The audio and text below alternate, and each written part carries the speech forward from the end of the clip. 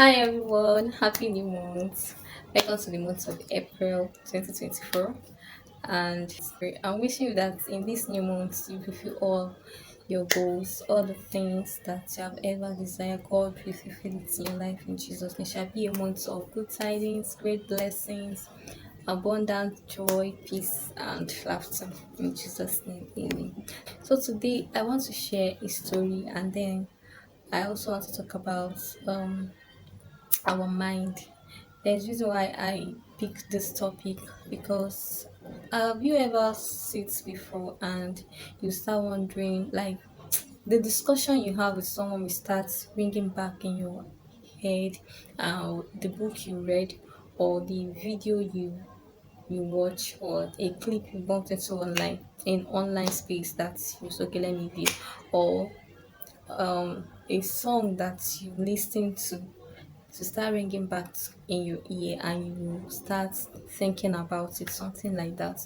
So I want to share a little story, and then you know the reason why is so, and then we should also be mindful the kind of contents we digest. Yes, so let's find out from this story between me. It's not really a story, just a discussion between me and my learner, a boy of 7 years plus, or some be 8 years.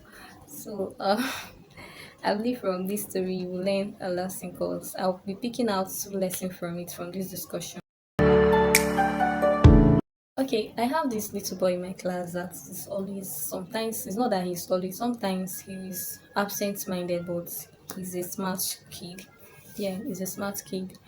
So, but sometimes you find him thinking about something that if you're talking to him, his mind is not there. So I have this prompt in me to call him up and engage him in a discussion to find out if there is a problem at home, or maybe there is something that is disturbing him that makes him um to be always absent minded in the class. So I called him up to my table. I started asking him some questions. I first of all, um as children, you have to tell them things that will make them to have that braveness. I said, do you know that you are a smart kid? He said yes. I also continue to tell him, do you know that you are intelligent, you are brilliant and all that? He said yes. So and I continue doing this, praising him, telling him his strengths.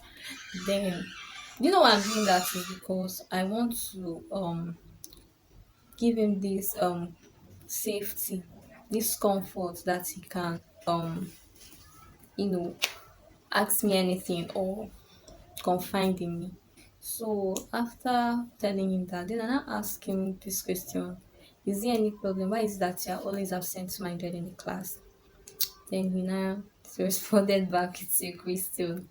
You know, these kids and they can be funny sometimes. He responded back with a question. I said, okay, what is your question? Just, okay, what you said was, Miss Esther, can I ask you a question? I said, yes, you can go on. So you now asked and said, um, is it true that um John was born before Jesus Christ? So I have to ask him back to prolong the discussion. I asked him which of the John. He now said John the Baptist in the Bible. How you made this face? I started smiling. I was like, see this little boy. So I said, okay, yeah, you're right. He was born before Jesus Christ. The reason is that John's mother Elizabeth and Mary are cousins, and John's mother has her own revelation of conceiving John before Mary. So that's why John was born before Jesus Christ. And I said, okay, thank you, ma. So we just ended that discussion like that. I did not go further to. So I said, okay, maybe as time is going on, I will get to find out more. So one other day, the thing that now made me to go back to reflect on my discussion with this boy and the lessons I picked. One day he came to me and said, Miss Esther, can I ask you a question? I said, yes, then you can go on and ask. He now said, is Nahum a name of a person or a name of a city in the Bible? So I just looked at him, I smiled. Okay, I said, Nahum is the name of a book in the Bible and the name of a prophet. It's a prophet that wrote the book. Just as we have Genesis, Exodus, Leviticus, Matthew, Mark in the Bible, we have Nahum chapter this in the Bible. He now said, okay. And the person that wrote it is the prophet Nahum. He now said, oh, thank you, ma. Clear now. My confusion is clear. I just look at him like I was like, see this little boy. I started smiling. I said, okay, you're welcome. He went back to his seat. So that same day, they started having arguments between him and other classmates. They were having arguments with a boy. They were talking about the shoes they wear back then in the Bible. That they wear the ones that they that they were no children, and they were talking. And me, I was just sitting down on my desk, looking at them with their discussion and arguments. So this little boy now opened his mouth and tell the other of his classmates, one boy like in the class, that was arguing that is a lie and all that. He told the boy that he should go home and tell the mother to download super book for him so that he will be he will know more about Bible. I was like, wow. I have to go back home and reflect on that. Like I started thinking about my discussions with this boy, started thinking about his numerous questions about Bible and all that. So the lesson I picked from there is that this little boy, the mother is intentional.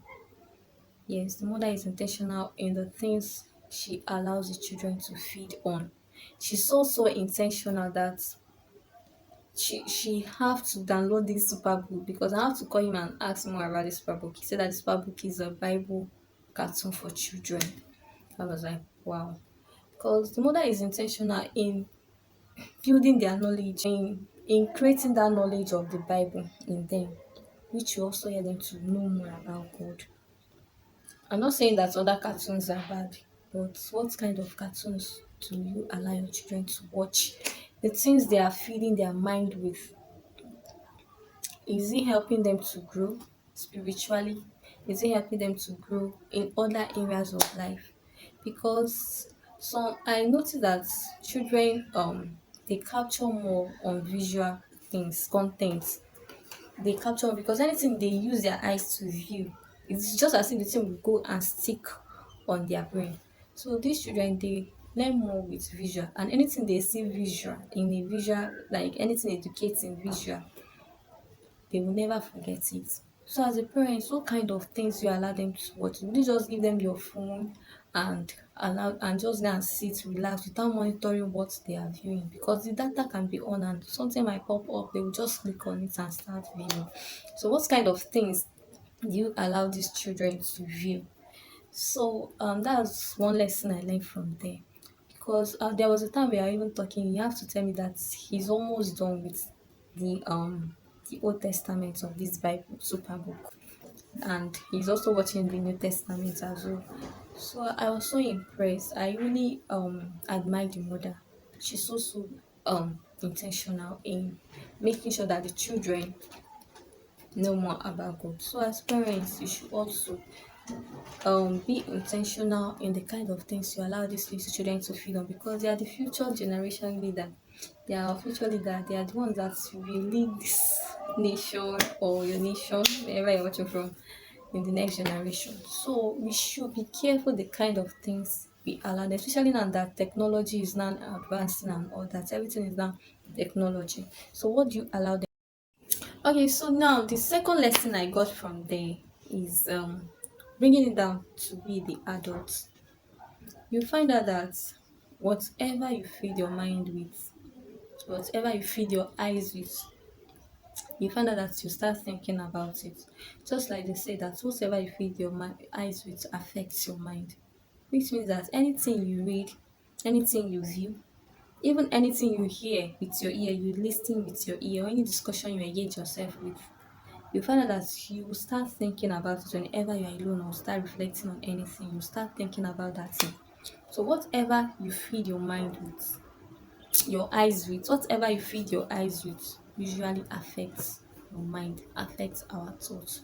So just like the Bible said that, paraphrasing in Proverbs, that you are what you feed your mind with. What you feed your mind with is what you think of, and that is what you become. So whatever you feed your mind with will either make you or mar you. Whatever you feed your mind with either add to your growth or to your downfall. So we should be careful the kind of things we feed our mind with.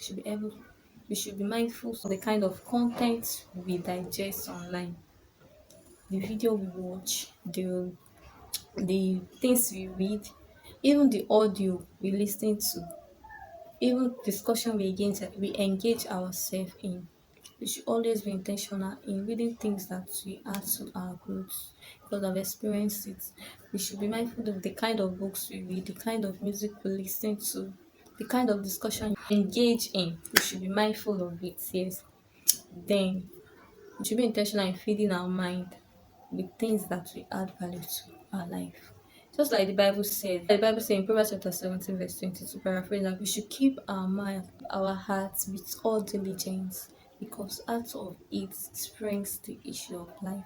So, because anything you feed your eyes with, you find out that whenever, just like me, anything I feed my mind with, our eyes with, or any book I read, I'll find out that a particular point from that book will be ringing on my head. Now, because sometimes if I meditate on it, I will be getting some like it will be as if I'll be getting lessons, I'll be getting some inspiration from it. Even your Bible. After morning devotion, you find out that the Bible verse you read that day will be ringing in your heart. And there's no how if you meditate on it or reflect on it that you not get some lessons or God speaking to you through them. So whatever we feed our mind, even music does minister to me. Just like if I listen to a particular song, sometimes I'll wake up and a particular song will be in my mouth rather than I'll be singing that particular song. And sometimes the lyrics of that song will be ministering to me. So what you feed your mind really matters. We should be careful of the kind of things we engage ourselves in because a lot of things are happening online. We should always be careful. So these are the two lessons I got from this discussion with my leader. Yeah. So one is we should be intentional as parents. Though I'm not yet one. I'm not yet one. So as parents, we should be intentional, especially more even fathers. You should be intentional on the kind of content or the kind of cartoons, the kind of videos you allow your children to view. As adults, teenagers, youth, we should also be mindful of the kind of things we feed on online because a lot of things are happening over there. Yeah. So we should be intentional to feed on things that we add to our growth. So with this, I'll end this video here. Please, if this is your first time of bumping into this channel, please do not forget to subscribe and turn on the notification bell. This will help to push this video to many people out there. Thank you for viewing. Have a lovely day. Bye.